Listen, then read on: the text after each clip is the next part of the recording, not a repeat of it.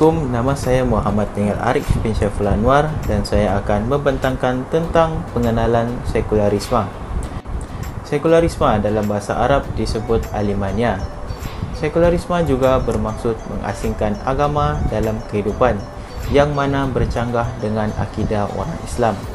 Ianya menimbulkan banyak permasalahan, antaranya institusi agama kehilangan pengaruh dan kemakmuran.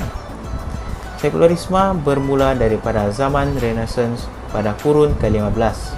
Pada zaman itu, gereja sangatlah berkuasa sehingga menindas ramai orang dan mengambil kebebasan mereka. Akibat tertekan, lahirnya ideologi ini. Sekularisme juga berpandangan bahawa agama dan politik tidak seharusnya berkait. Mereka berpendapat bahawa ahli ulama dan ilmuwan Islam hanya melakukan upacara-upacara tradisional sahaja. Kesannya boleh mengakibatkan pentadbiran runtuh kerana tiada panduan agama. Akhir sekali, lahirnya individu dan masyarakat yang rosak akhlak kerana tiada pegangan agama yang kuat. Sekularisme didefinisikan sebagai kepercayaan bahawa kerajaan atau entiti lain haruslah terpisah daripada agama, yang membawa maksud memberi masyarakat hak kebebasan daripada peraturan dan ajaran agama serta kebebasan daripada tindakan agama kerajaan terhadap rakyat. Manakala menurut Syekh Muhammad Naqib Al-Atas pula, sekularisme merupakan suatu proses pembebasan manusia yang bermula dari perspektif agama dan kemudiannya beralih ke metafizik. Sekularisme telah dibawa masuk ke Malaysia oleh penjajah British di mana mereka telah memperkenalkan dasar pemisahan kerajaan dan pentadbiran negara daripada kawalan agama oleh sultan atau raja, di mana mereka telah mempengaruhi pemikiran pemimpin dan juga rakyat melalui sistem pendidikan. Hal ini kerana mereka mempercayai bahawa pendidikan merupakan sistem yang paling berkesan untuk membimbing ilmu serta diterapkan dan diaplikasikan dalam kehidupan masyarakat. Selain itu, mereka juga mengambil kesempatan atas kemajuan teknologi untuk menyebarkan sekularisme seperti melalui media sosial dan juga media cetak. Dengan adanya teknologi yang canggih, ini memudahkan lagi ideologi barat untuk menular di minda masyarakat, terutamanya anak muda. Penjajah British juga menyebarkan sekularisme melalui ekonomi negara di mana mereka telah memperkenalkan sistem kapitalis yang dilaksanakan menurut nilai sekularisme di mana ia mengutamakan riba dalam semua urusan ekonomi. Hal ini telah menyebabkan lahirnya masyarakat yang cenderung mengejar kemewahan secara keterlaluan dan menindas golongan yang lemah serta masyarakat yang malas berusaha untuk menginginkan sesuatu kerana tidak mahu merasa susah. Seterusnya, kita pergi kepada pengaruh sekularisme dalam kalangan rakyat Malaysia. Yang pertama ialah lahirnya keruntuhan akhlak dan nilai moral dalam kalangan rakyat Malaysia. Akhlak di sini ia merujuk kepada ilmu yang menjelaskan prinsip-prinsip moral berkaitan perilaku manusia dalam mencapai kehidupan yang bahagia dan sejahtera.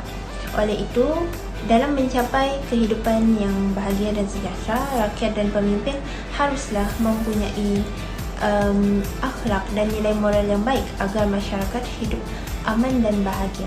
Contohnya yang kita dapat lihat perbuatan yang meruntuhkan akhlak dan nilai moral di Malaysia ini ialah perbuatan rasuah yang mana ia dilarang oleh Allah serta ia merupakan suatu kezaliman terhadap orang lain. Hal ini sedikit sebanyak memberikan impak kepada keruntuhan akhlak dan nilai moral rakyat di Malaysia. Pengaruh yang kedua ialah akidah terpesong dari landasan falsafah pendidikan. Pendidikan merupakan saluran ataupun alat terpenting dalam mencorak kehidupan seseorang. sistem pendidikan yang bercorak dikotomi telah menyebabkan lahirnya sekularisme yang memisahkan agama dari aspek kehidupan dunia. Ini mengakibatkan lahirnya golongan-golongan rakyat yang sekularisme, yang mana mereka memisahkan antara dunia dan agama dalam diri mereka, terutama mengenai syariat hukum hakam agama.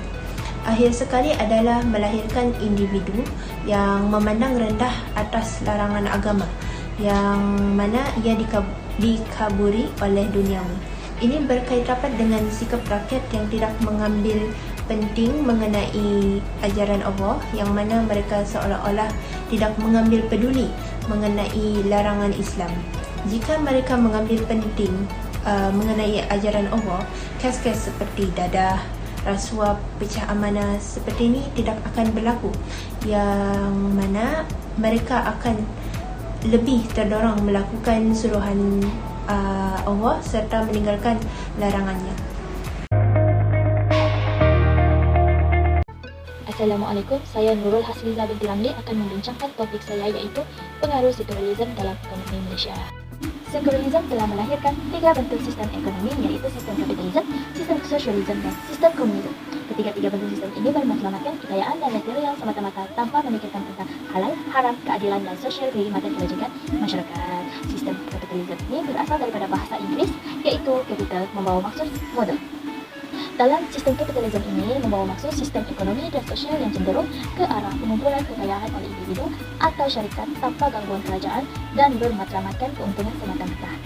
Ideologi ini menjadikan sekularisme sebagai akidah dengan 4 prinsip kebebasan, yaitu kebebasan berakidah, kebebasan berpendapat, kebebasan pendidikan, dan kebebasan perilaku. Selain daripada itu, dalam kapitalisme juga pemilik modal yang tinggi berhak menguasai besaran, sementara rakyat kecil tetap hidup dalam garis kemiskinan. Ini menyebabkan ketidakseimbangan dalam hidup masyarakat dalam sistem kapitalisme. Sistem yang kedua ialah sistem sosialisme. Sistem ini memperjuangkan nasib dan hak kesamarataan orang bawahan dan nasib orang buruh. Walaupun sistem ini nampak baik dan adil, tetapi ia sesuatu yang melanggar fitrah. Kerana walaupun kerja yang dilakukan oleh pekerja yang sangat banyak, namun nilai upah dan ganjaran tetap sama dengan pekerja yang melakukan dengan kerja yang sedikit. Sistem ketiga dan terakhir yaitu sistem komunisme, membawa maksud memperjuangkan nilai kekuasaan untuk membina sistem kesamarataan. Sistem ini menafikan hak mencari harta yang mampu, di sebaliknya harta seseorang itu dibagikan kepada orang ramai tanpa memikirkan usaha golongan yang menerima itu. Selain daripada ketiga-tiga sistem yang membawa pengaruh besar dalam ekonomi, pengaruh riba jugalah sangat berluasan di Malaysia. Riba yaitu sistem jual beli yang tidak mengikut prinsip Islam. Terakhir sekali, pengaruh sekularisme dalam negara yang boleh kita lihat di Malaysia ini, yaitu kerajaan kita selalu membuat pesta dan konsert yang membawa ke arah kemaksiatan. Maka dengan itu, kita sebagai seorang Muslim mestilah menjadi seorang insan yang patuh akan arahan Allah dan sentiasa menjaga hak kita sebagai seorang Islam. Cabaran sekularisme di Malaysia dari segi sosial ialah di mana parti politik mengambil kesempatan daripada sekularisme dan berpolitik atas nama agama. Mereka mempromosikan mana-mana satu agama berbanding agama lain. Ini menimbulkan perkauman. Selain itu, sebilangan minoriti masyarakat Malaysia yang menganut agama Islam bersikap perkauman terhadap agama lain. Pihak segelintir ini bersikap seperti semua masyarakat yang menetap di Malaysia harus dan sentiasa mengikut rentak hidup mereka yang beragama Islam. Sebagai contoh dari pernyataan tersebut, ada sebilangan yang meninggalkan komen berbaur perkauman di posting media sosial terhadap individu yang menganut agama lain untuk mengenakan pakaian yang menutup aurat, padahal individu ini tidak menganut agama Islam dan mereka mempunyai hak masing-masing dalam kehidupan sebagai seorang yang memiliki kepercayaan. Seterusnya, cabaran sekularisme dari segi pendidikan ialah di mana wujudnya pengekatan terhadap pengajian Islam.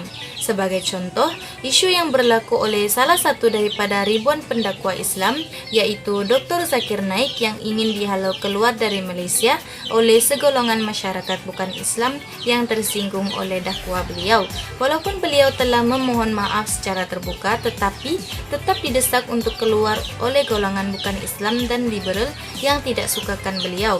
Ini menunjukkan bahawa segelintir masyarakat bukan Islam tidak berpuas hati dengan pendekatan Islam. Assalamualaikum dan hai, nama saya Fazlina binti Arifin dan hari ini saya akan menerangkan kesan dan impak sekularisme di Malaysia dari 3 aspek, yaitu individu, masyarakat, dan negara.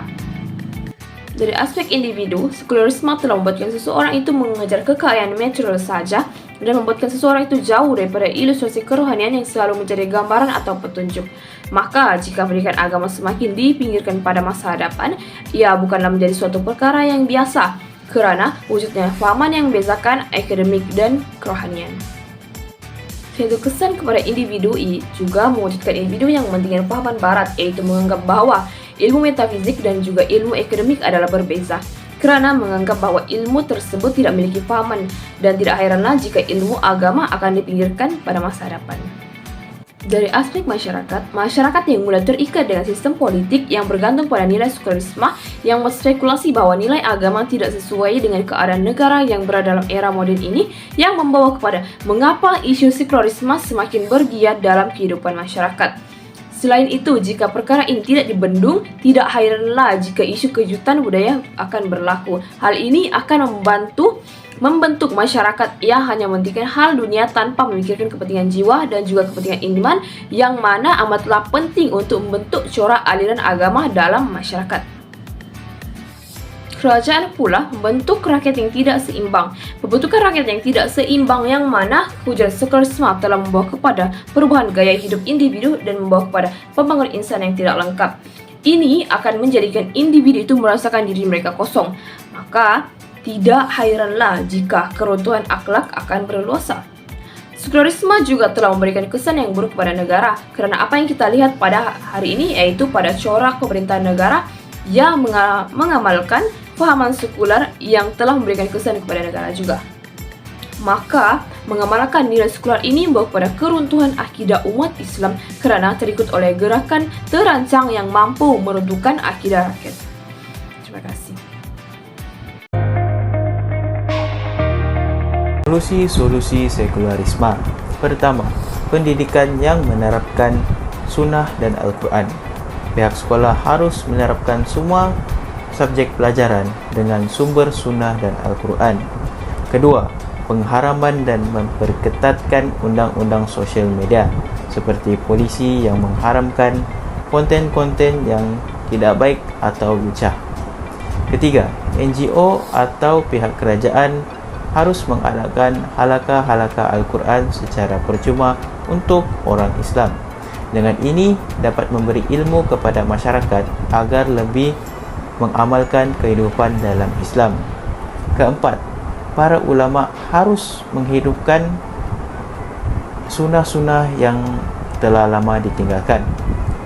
Kelima, menyuruh orang ramai untuk tidak mempunyai pemikiran yang mengagung-agungkan orang barat dan budaya mereka.